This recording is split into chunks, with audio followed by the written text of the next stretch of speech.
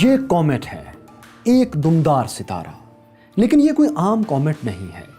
اس کے اندر زندگی کے بیج ہیں، اس میں زندہ خلیے ہیں، اور یہ تاریخ میں کسی وقت مریخ سے اڑتا ہوا زمین کی طرف آیا اور پوری قوت سے ٹکرا گیا۔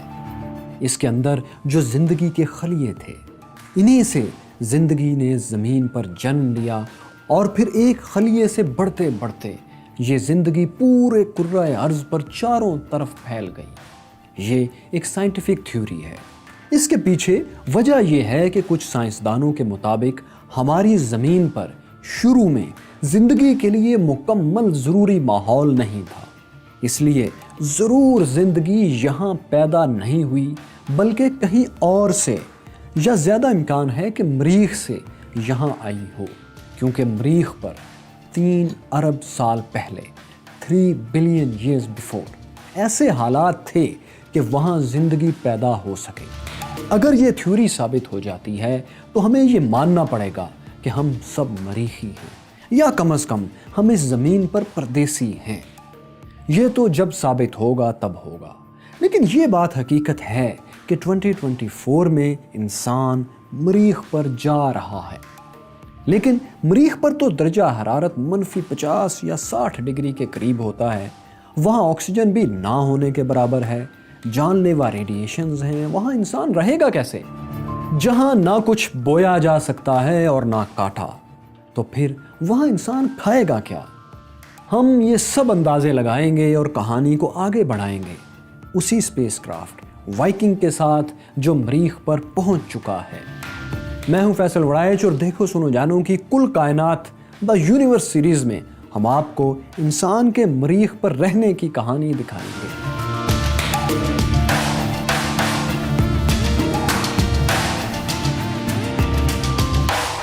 وائکنگ نے مریخ پر اترتے ہی جو پہلی تصویر زمین پر بھیجی تھی وہ یہ تھی۔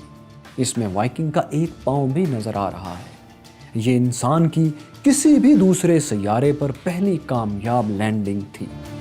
تو یہ تو تھی پہلی تصویر، اور یہ رہی دوسری تصویر۔ مریخ پر پتھر بالکل اسی طرح بکھرے ہوئے ہیں جیسے ہماری نیلی زمین کے کسی بھی پتھریلے خشک علاقے میں بکھرے ہوتے ہیں۔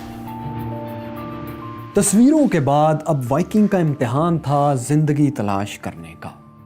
انہی پتھروں پہ چلتے ہوئے وائکنگ کو اسی پتھریلی زمین اور ہوا سے نمونے لینا تھے، اور اپنی ننھی منی لیبارٹری میں ان پر تجربات کرنا تھے۔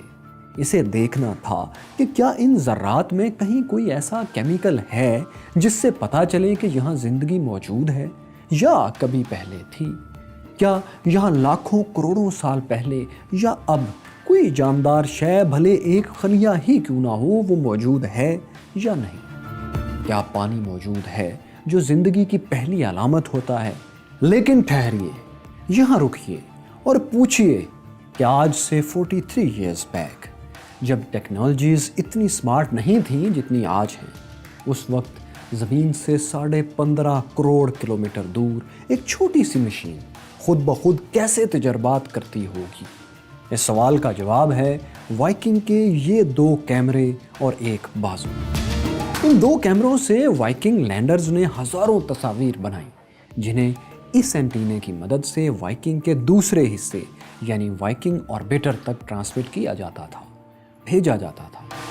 یہاں سے یہ زمین پر موجود اس ڈیپ اسپیس نیٹ ورک اور پھر ناسا کے متعلقہ آفس تک پہنچتی تھی، اور یہاں انہیں ان ٹیپس میں محفوظ کر لیا جاتا تھا۔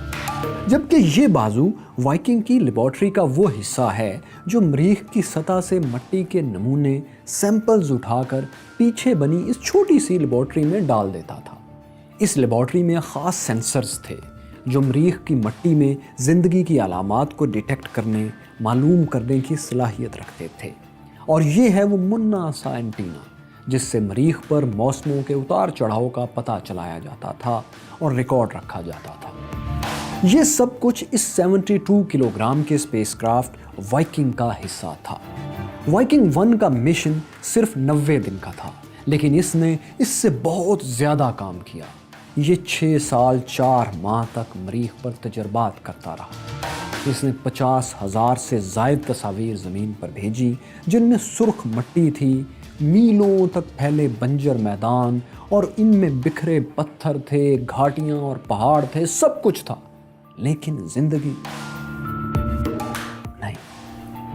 जिंदगी वाइकिंग को मरीख पर नहीं मिली। नवंबर 1982 तक काम करने के बाद वाइकिंग 1 रिटायर्ड हो गया। वो टेक्निकली थक गया था, वो अपनी सारी तवानाई खो चुका था और अब मरीख पर पत्थरों की तरह एक पत्थर बना पड़ा है। लेकिन इसके बाद भी मरीख पर जिंदगी की तलाश का सफर खत्म नहीं हुआ। वाइकिंग 1 ने अपनी तलाश के दौरान एक ऐसी तस्वीर भेजी थी जिससे मरीख पर जिंदगी की थोड़ी बहुत उम्मीद अभी बाकी थी, और ये थी वो तस्वीर। इसमें यूं लगता है कि चट्टानों के दरमियान बर्फ की एक पतली सी तह जमी हुई है। ये बर्फ जमा हुआ पानी भी हो सकता है और फ्रोजन कार्बन डाइऑक्साइड भी। अगर कार्बन डाइऑक्साइड है तो मतलब यहाँ इस जगह तो जिंदगी नहीं, लेकिन अगर ये बर्फ पानी की है तो जिंदगी का चांस अभी बाकी है। सो इसके लिए टेस्ट जरूरी थे, लेकिन वो टेस्ट ये स्पेसक्राफ्ट वाइकिंग अब नहीं कर सकता था। इसके लिए एक नई किस्म का स्पेसक्राफ्ट चाहिए था, एक कानकुन स्पेसक्राफ्ट, लंबी चोंच वाला, इस बगले जैसा समझ लें बस। इतना मुश्किल काम लगता है। लेकिन कहानी में आगे बढ़ने से पहले सोचिए कि आप 2008 में क्या कर रहे थे। तो 2008 में एक ऐसा ही स्पेसक्राफ्ट फिनिक्स मरीख पर उतरने वाला था। फिनिक्स ने मरीख की ज़मीन को कुरेद कर देखना था कि क्या इसकी सतह के नीचे पानी या पानी वाली बर्फ़ मौजूद है, और सिर्फ देखना ही नहीं था बल्कि लेबॉर्ट्री टेस्ट में साबित भी करना था। फिनिक्स लैंडर्स नासा के चंद अहम तरीन मिशंस में से एक था। 25 मई 2008 को फिनिक्स मरीख पर उतरा। चंद लम्हों बाद ही इसके फोल्डिंग आर्म ने हरकत की। मरीख की सतह एक परिंदे की चोंच की तरह कुरेदी, और ये देखिए ये क्या, मरीख की सुर्ख मट्टी के नीचे सफ़ेद सफ़ेद बर्फ़ चमक रही है।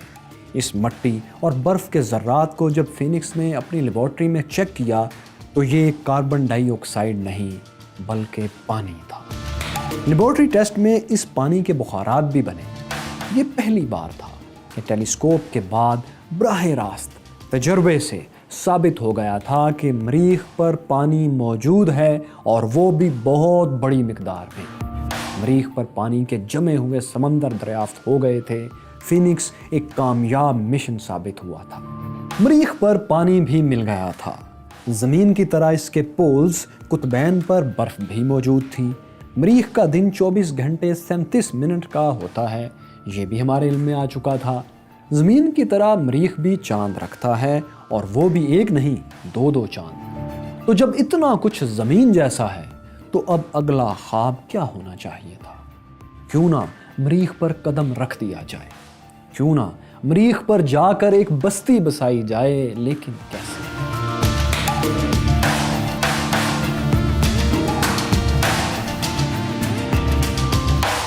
एलन मस्क की एजेंसी स्पेस एक्स ने मरीख पर इंसानी बस्ती बसाने का ऐलान कर दिया है। इसके लिए 2 स्टेप्स में प्लानिंग हो रही है।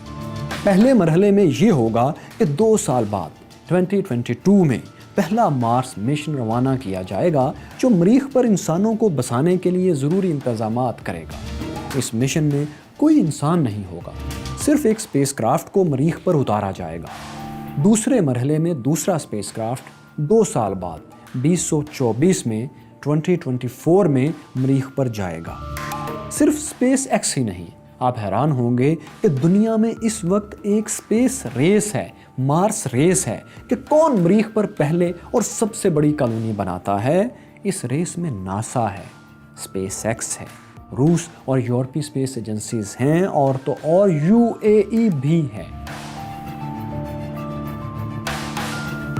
जी हाँ, यूएई ने तो मरीख पर सबसे बड़ी इंसानी बस्ती बसाने का ऐलान कर रखा है, और यूएई में तो इसकी तैयारी के लिए एक मसनूई मरीख भी बनाया जा रहा है, जिसमें सब कुछ वैसा ही होगा जैसा कि मरीख पर है, और यहाँ मरीख पर भेजे जाने वालों को तरबियत दी जाएगी। अगली बार आप यूएई जाएं तो जितना ये बन गया है उतना ज़रूर देखें।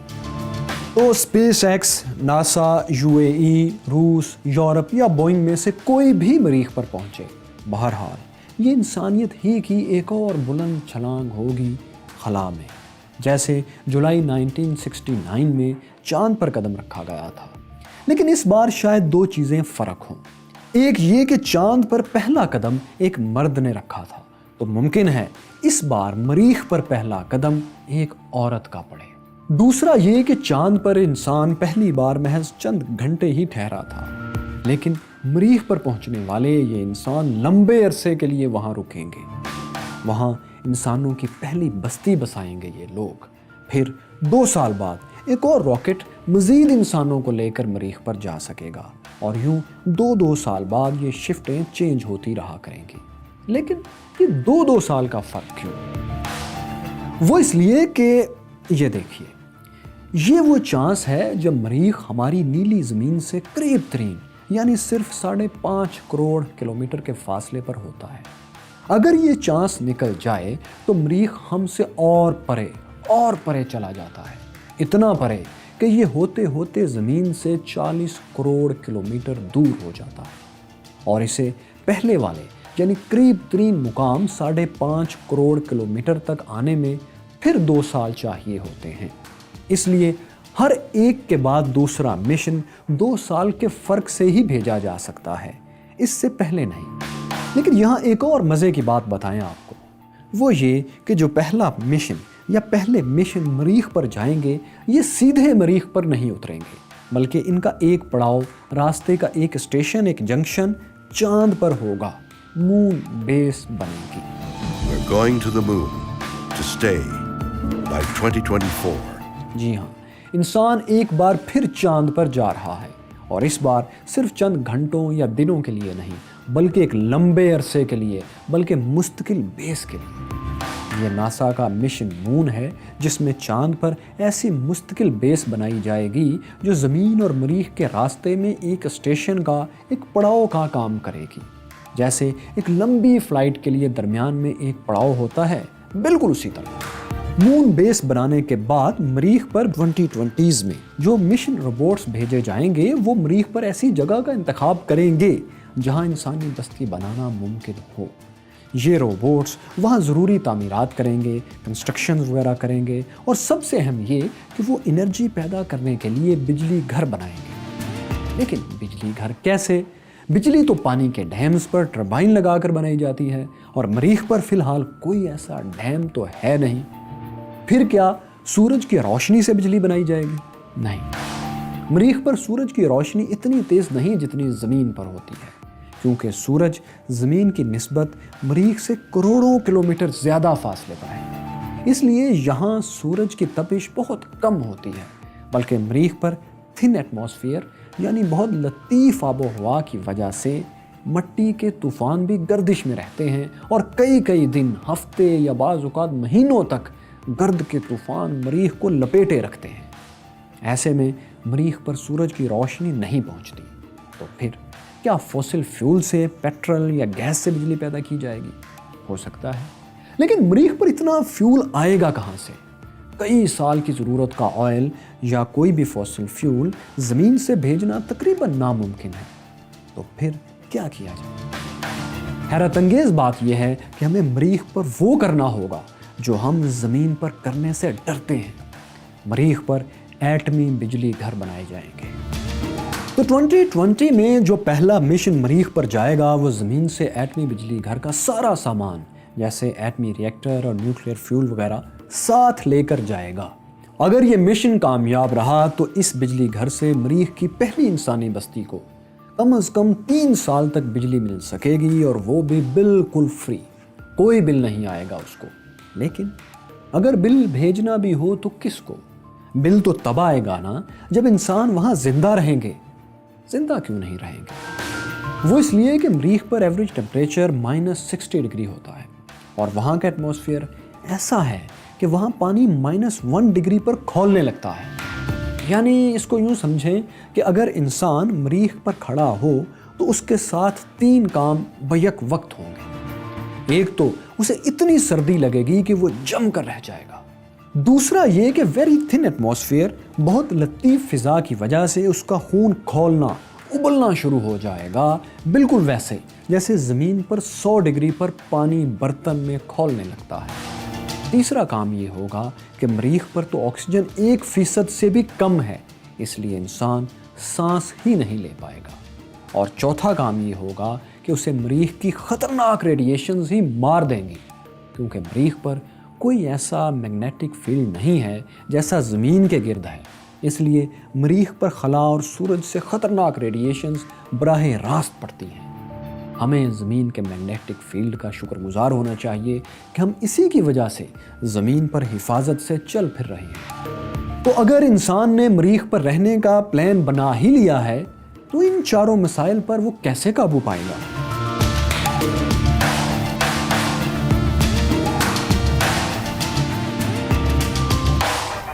ان چاروں کا حل ہے ان دو چیزوں میں۔ یہ سوٹس اور یہ اگلوز جیسے گھر انسان کو ایٹماسفیرک پریشر، انتہائی سردی اور خطرناک ریڈیشن سے بچائیں گے اور آکسیجن پہنچائیں گے، اور انسان مریخ پر اس طرح کی بیسز اور پھر اس طرح کا شہر بسائے گا جس کے اندر زمین جیسا ایٹماسفیئر کریٹ کیا جائے گا، ایک مصنوعی ماحول بنایا جائے گا، یعنی تقریباً اتنی ہی آکسیجن اور سردی ان اگلوز جیسے گھروں میں اور ان سوٹس میں ہوگی جتنی انسان کو ضرورت ہوتی ہے۔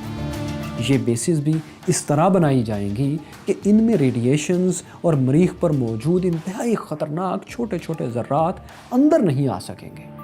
ان بیسز کو بنانے اور بچانے کے لیے سب سے اہم دو چیزیں مریخ پر پہلے سے ہی بہت بڑی مقدار میں موجود ہیں، ایک جمی ہوئی فروزن کاربن ڈائی آکسائڈ اور دوسرا سرخ مٹی کی موٹی تہ۔ یہ سب تو کر دیا ان دونوں چیزوں نے، لیکن انسان وہاں کھائے گا کیا؟ مریخ پر تو کچھ اگانا ممکن ہی نہیں، تو اس کے لیے ایکواپونسک ٹیکنیک استعمال کی جائے گی۔ یہ ایک ایسا طریقہ ہے جس میں مچھلیاں اور سبزیاں ایک خاص انداز میں ساتھ یوں رکھی جاتی ہیں جیسا کہ آپ دیکھ رہے ہیں۔ اب ہوتا یہ ہے کہ مچھلیوں کی ویسٹ سے پودے فائدہ اٹھاتے ہیں اور مچھلیوں کا پانی پودے صاف کرتے ہیں، یوں یہ سائیکل چلتا رہتا ہے۔ مزے کی بات یہ ہے کہ یہ طریقہ اس وقت دنیا میں کئی جگہوں پر بھرپور استعمال ہو رہا ہے۔ مریخی انسان یہاں سے کھائے گا اور مریخ پر موجود برف کو پگھلا کر پانی پیے گا۔ یوں کھانے پینے کا بھی ایک حل نکالا جا چکا ہے۔ تو اب وہاں رہنے، کھانے اور پینے کے مسائل کا حل ہمارے پاس آ گیا، لیکن ابھی ایک اہم نفسیاتی مسئلہ باقی ہے، وہ یہ کہ وہاں رہنے والے روز ایک سی شکلیں دیکھ دیکھ کر اور ایک جیسے تجربات اور کام رپیٹ کر کر کے بور ہو جائیں گے، ایک دوسرے کو زہر لگنے لگیں گے سب۔ اس سے نئے مسائل پیدا ہو سکتے ہیں۔ اس کا حل یہ نکالا گیا ہے کہ جو مریخ پر پہلے راکٹ بھیجے جائیں گے وہ مریخ پر بھی ایک ایسی بیس تیار کریں گے جس سے مریخ سے زمین کی طرف ایک راکٹ لانچ کیا جا سکے تاکہ انسان کو مریخ سے دوبارہ واپس زمین پر بھیجا جا سکے۔ ہر 2 سال بعد مریخ کی بستی سے لوگوں کو زمین پر واپس بھیجا جائے گا اور ان کی جگہ نئے لوگ مریخی بستی میں کام کریں گے۔ یوں بوریت کا ایک حل نکالا گیا ہے۔ لیکن وہاں رہنے والوں کو ان 2 سال کے درمیان اگر کوئی مسئلہ درپیش آ گیا تو یہ ہے کہ مریخ کی اس بستی کے ساتھ یہ مسئلہ رہے گا، کیونکہ انہیں جو بھی مسئلہ درپیش ہوگا اس کی جو بھی مدد ملنا ہوگی وہ 2 سال کے وقفے سے ہی مل سکے گی۔ اتنی سلو ایمبولنس تو شاید کوئی نہ ہو، لیکن فی الحال مریخ پر یہی ممکن ہوگا۔ اگر یہاں رہنے والے انسانوں کو کوئی حادثہ یا ایمرجنسی پیش آ گئی تو اس کے لیے ایک سہولت ہے، وہ صرف 8 منٹ میں زمین پر پیغام بھیج سکیں گے اور جواب بھی انہیں تقریباً 8 ہی منٹ میں آ جائے گا، بس یہ مدد۔ لیکن اصل مدد ہیومن ایڈ، اس کے لیے انہیں 2 سال انتظار کرنا ہوگا اور اس ونڈو کا انتظار کرنا ہوگا جب مریخ زمین کے قریب ترین فاصلے پر آ جاتا ہے۔ اس کے بعد ایوریج 7 ماہ کا وقت ہے جو زمین سے مریخ پر جانے میں اسپیس کرافٹ کو لگے گا۔ تو مریخی بستی پر مدد پہنچتے پہنچتے اگر وہ سروائیو کر گئے، بچ گئے تو ٹھیک، ورنہ وہی ہوگا جیسا کہ احمد فراز کہہ چکے ہیں کہ اب بھی آئے ہو تو احسان تمہارا، لیکن وہ قیامت جو گزرنی تھی گزر بھی گئی دوست۔ تو خیر یہ ڈر تو رہے گا، لیکن اگر انسانیت کو بچانا ہے تو اتنا رسک ٹھیک ہے، لے لینا چاہیے۔ آخر زمین کے علاوہ بھی تو انسان کو رہنے کی جگہیں تلاشنا چاہیے نا۔ تو یہ تو تھے انسان کے مریخ پر جانے اور رہنے کے شارٹ ٹرم پلان، یعنی انسان مریخ پر اترتے ہی زندہ کیسے رہے اور کیا تجربات کیسے کرے اور کیسے بستی بنائے۔ لیکن کیا انسان خلا میں ہمیشہ انہی بند سوٹس اور ڈبوں میں رہے گا؟ نہیں۔ لانگ ٹرم پلان یہ ہے کہ مریخ کو زمین ہی کی طرح نیلا اور سرسبز بنا دیا جائے، کیونکہ ایسے پروفز ہیں کہ کبھی مریخ زمین جیسا یا اس سے بھی اچھا تھا۔ تو مریخ کو زمین جیسا یا اس سے اچھا بنانے کے لیے ہمیں بہت سی ایسی فیکٹریاں لگانا پڑیں گی جو پیدا تو شاید کچھ نہ کریں، لیکن آلودگی پھیلا پھیلا کر مریخ کے ماحول کو گرم کرتی رہیں گی، جیسا کہ ہم زمین کو گرم کر چکے ہیں۔ ہمیں اچھا خاصا تجربہ ہو چکا ہے اس کا۔ پھر ایک مصنوعی میگنیٹک فیلڈ پیدا کیا جائے گا، پھر مریخ پر موجود کاربن ڈائی آکسائیڈ کو بم مار مار کر یا کسی اور طریقے سے پگھلایا جائے گا تاکہ اسے ہوا میں شامل کیا جا سکے۔ اس سارے پروسیس کو ٹیرا فارمنگ کہتے ہیں۔ اس پر بہت سے شکوک و شبہات ہیں۔ اگر یہ پلان کامیابی سے چلا تو صرف چند سو یا ہزار سال میں مریخ زمین جیسا بن جائے گا۔ ہے نا بے حد بے پناہ ایمبیشس پلان۔ لیکن کیا آپ جانتے ہیں کہ ایک مشن ایسا ہے جو مشن مارس سے بھی زیادہ مشکل ہے؟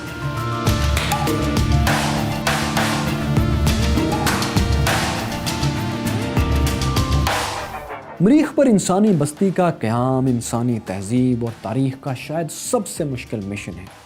اس سے مشکل صرف ایک مشن ہے جو زمین پر انسان کو درپیش رہا ہے، اور وہ یہ کہ کیسے ایک دوسرے کے خیالات کو برداشت کیا جائے، کیسے ایک دوسرے کو قبول کر کے کو ایگزسٹ کیا جائے، امن سے رہا جائے۔ ہو سکتا ہے مریخ پر بستی بسانے کا مشن آج سے 5-10 سال بعد کامیاب ہو جائے، کوئی زیادہ دور کی بات تو نہیں۔ اور پھر ہو سکتا ہے زمین پر ایک دوسرے کو برداشت کرنے کا خواب بھی ایک دن پورا ہو ہی جائے۔ مریخ پر ایک خواب کو زندہ چھوڑتے ہوئے ہم آگے بڑھتے ہیں۔ ہمیں کائنات کے سفر میں کہیں نہیں رکنا، ہمیں کائنات کے آخری معلوم مقام تک جانا ہے۔ اب ہمارے سامنے یہ خوبصورت اسپیس کرافٹ جونو ہے، جسے جلد از جلد اس گیس کے دیو کے پاس جانا ہے۔ یہ گیس کا دیو کیا ہے اور یہ اس اسپیس کرافٹ کو آخر جونو ہی کا نام کیوں دیا گیا؟ آئیے اس کے ساتھ ساتھ جاتے ہیں اور دیکھتے ہیں کیا ہوتا ہے۔ آخر یہ گیس کا دیو ایسا کیوں ہے کہ اس کی تہ کا بلکہ اس کی سطح کا کوئی اتا پتہ ہی نہیں۔ بہت ہی دلچسپ کہانی ہے یہ۔ ہزاروں سال پہلے انسان اسے کیا سمجھتے تھے، آج اسے کیا سمجھا جاتا ہے اور کیوں؟ کون کون یہاں گیا ہے، کون کون جا رہا ہے؟ یہ زبردست تاریخی، الف لیلوی اور سائنسی کہانی بھی آپ کو دکھائیں گے، لیکن کل کائنات کی اگلی قسط میں۔ دوستو اگر یہ ویڈیو آپ کو اچھی لگی تو ہمیں تھینک یو کہنے کا ایک طریقہ یہ ہے کہ آپ اس ویڈیو کو لائک اور شیئر کر دیجیے، چینل کو سبسکرائب اور بیل آئیکن پر کلک بھی کر دیں تاکہ ہماری ہر ویڈیو کا ایک نوٹیفیکیشن آپ کو فوراً مل جایا کرے۔ اور ہاں ایک بات، ہم نے اس قسط میں ایک بات بتائی کہ زمین سے کروڑوں کلومیٹر دور روبوٹس زمین پر کیسے تصاویر اور پیغامات بھیجتے ہیں۔ ہم نے آپ سے ڈیپ اسپیس نیٹ ورک کا ذکر بھی کیا، یہ کیا ہوتا ہے اور کیسے کام کرتا ہے۔ یہ جاننے کے لیے یونیورس سیریز کی قسط نمبر 2 یہاں ضرور دیکھیں۔ یہاں جانیے کہ انسان چاند پر کیسے پہنچا، اور یہ رہی وہ سچی کہانی جس میں انسان سورج کو چھونے کے لیے نکلا تھا، اور یہ ابھی کل کی بات ہے۔